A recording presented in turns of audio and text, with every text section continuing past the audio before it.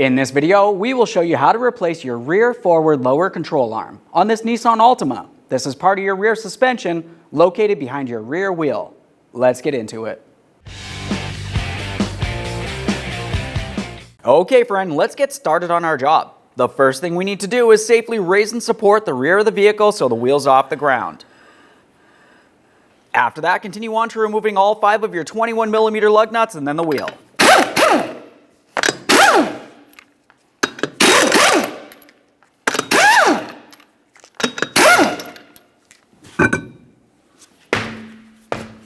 Now that we have the wheel out of the way, let's have a look down into this area.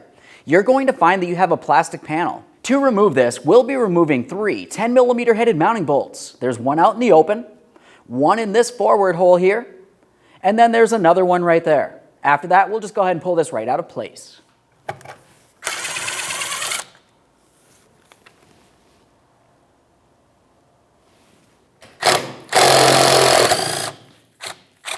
Now, as we remove our final bolt, we'll make sure we're holding on to our plastic panel.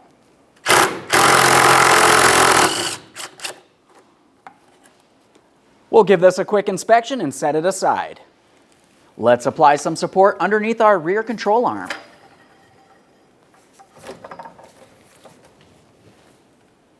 Now we can start removing some of our mounting hardware.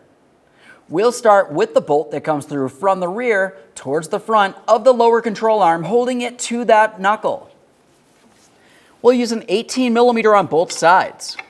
I'll hold the bolt head with a wrench and remove the other end with a socket.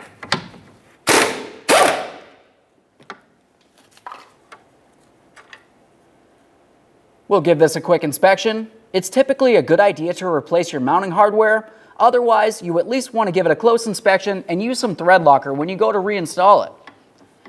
We'll make sure we have some movement from this bolt, pause here, and make our way down the line. We'll use an 18mm to remove this bolt.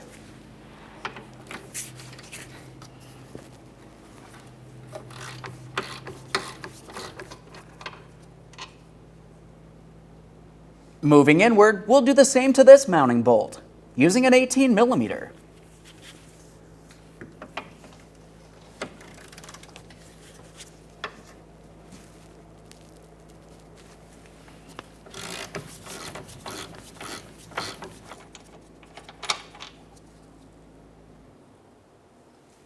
Now we can make our way to our final mounting bolt that holds this to the subframe itself.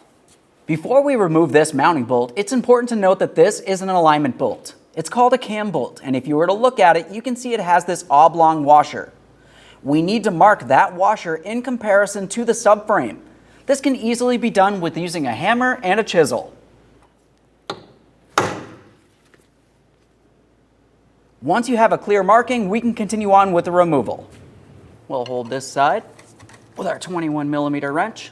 And now we can remove the rear side here. This is a 21mm nut.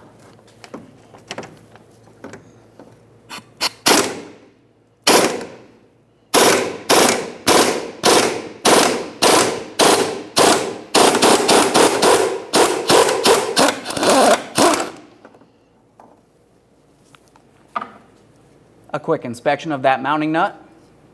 Once you have the nut off of there, we'll continue on to removing our camber washer. You may have to pry this out of place. It's common for it to be rusted on there. We'll give that a quick inspection as well. Let's make sure this bolt can spin as needed here. This is looking good.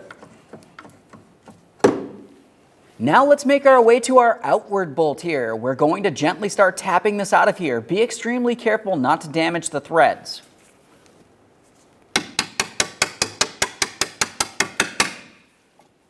You may have to use a punch as well.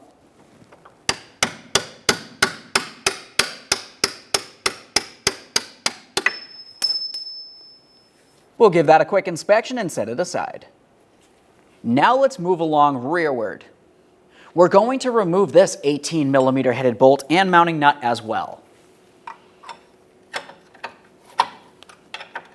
This bolt comes through from the front towards the rear.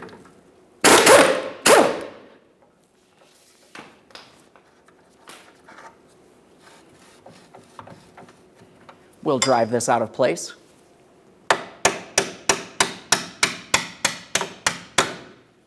You may want to increase or decrease the amount of pressure underneath your lower control arm to assist with the ability of removing the bolt.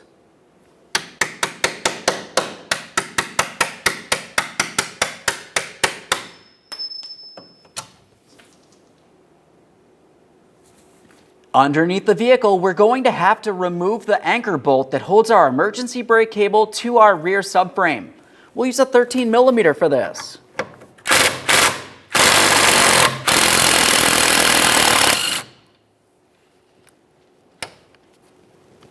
Let's continue on separating the knuckle from the lower control arms. We'll use a pry bar for this.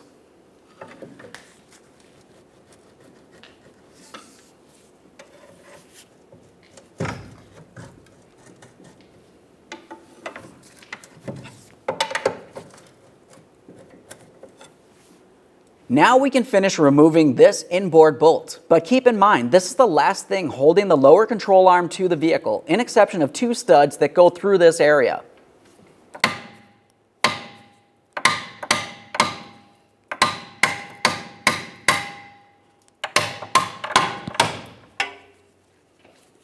Let's use a second jack in this area here of the control arm.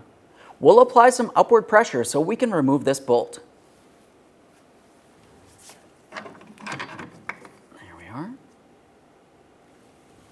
Now that we have that bolt out of there, you can move around the forward lower control arm, but you can't remove it yet. To remove this, we're going to have to remove the outward support from this area. Before we continue, I want to mention it's important to make sure that you're controlling your lower control arm so you do not cause damage to your coil spring.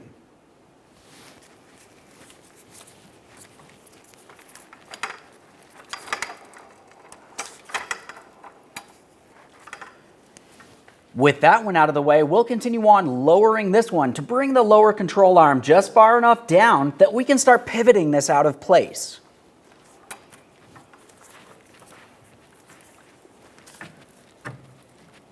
Once you feel as though you have this low enough, you can continue on to taking hold of the forward lower control arm and separating it from the rearward one.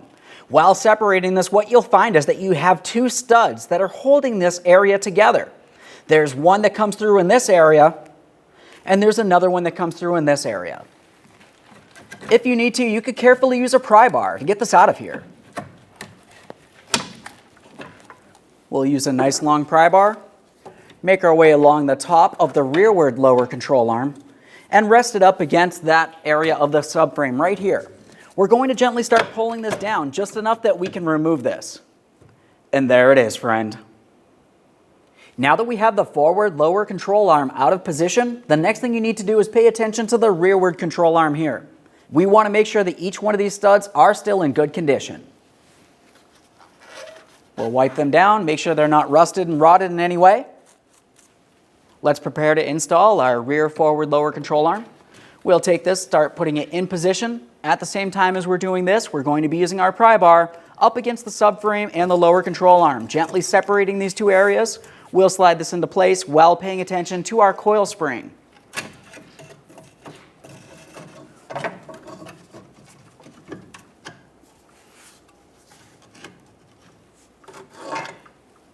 At this point, we'll continue on with raising the lower control arm while paying attention in this area.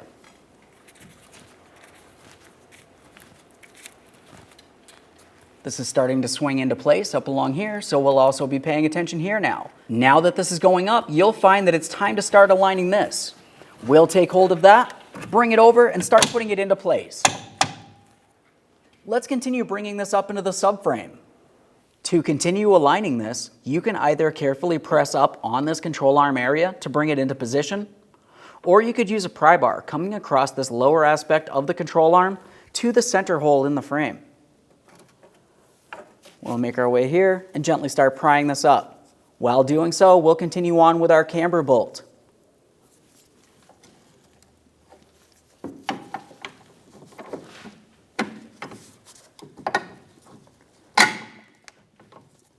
Try to tap this in.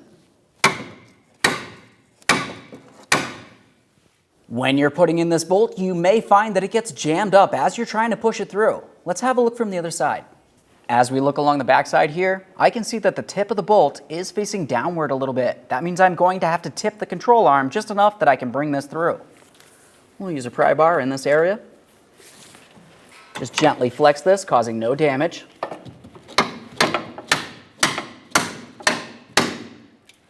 Now we'll continue on with our adjustment washer and the mounting nut. At this point, we're going to leave this area loose, and we'll continue on with the rest of the mounting hardware. As we make our way out here, it's going to be time to reinstall the knuckle to the lower control arm. To do this, we're going to have to start pulling this outward so we can slide it in along this area. If you have a hard time pulling it, you can use a pry bar. Make our way right in here. Start pulling this away, being careful for any pinch points. We'll slide this into position. While this is coming in, you may also have to raise the lower control arm.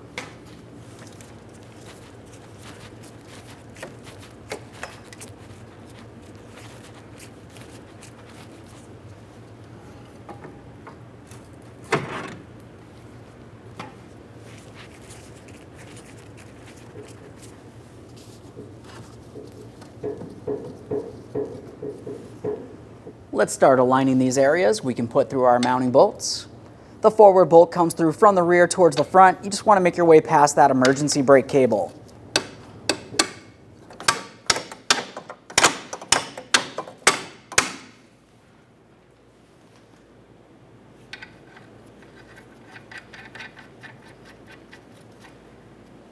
Now we can make our way to the rearward mounting area.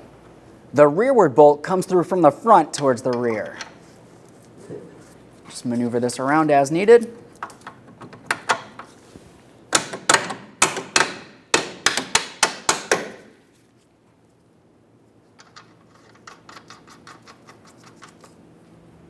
Now we can put in our 2 center bolts.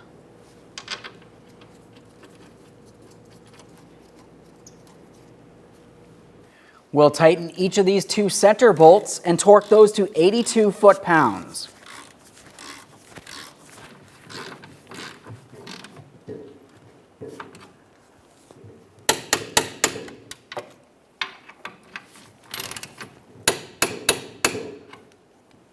Now let's adjust the area for the support on our lower control arm. We're going to lower this down, move it over to this area, and then we'll continue on with tightening and torquing these 2 outer mounting bolts.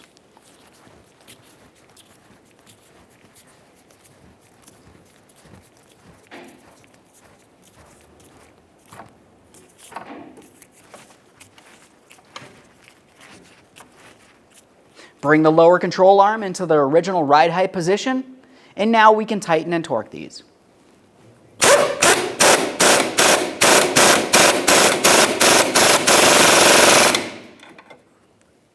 We'll torque each of these 2 bolts to 87 foot-pounds.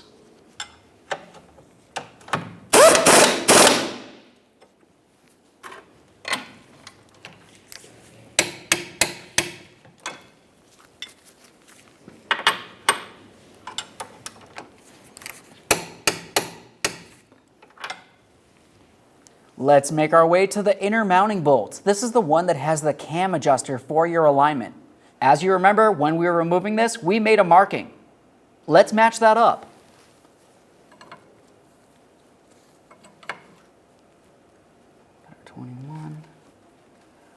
There we are. At this point, I'll make my way along the backside. We're going to tighten that mounting nut and torque it to 125 foot-pounds.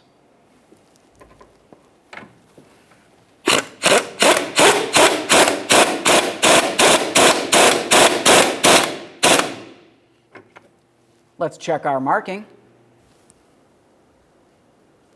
Now we'll torque it.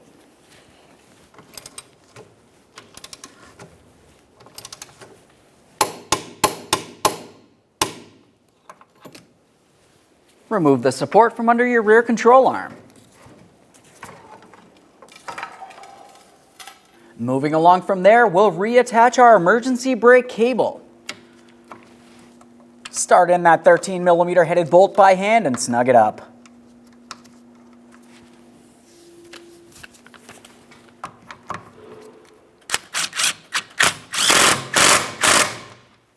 Now we can put on our plastic protective piece. We had those 3 mounting bolts.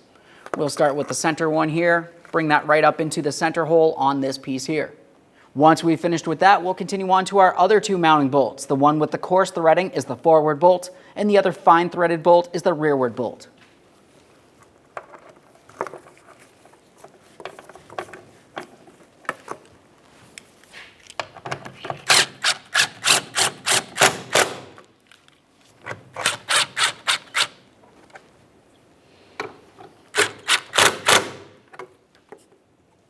Once you're sure you've torqued everything as it needs to be, we'll continue on with installing the wheel.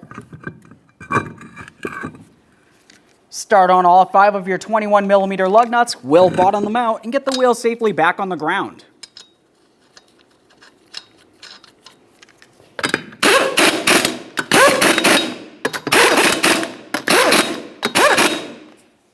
With the wheel back on the ground, we'll torque these to 83 foot-pounds in a crisscross manner.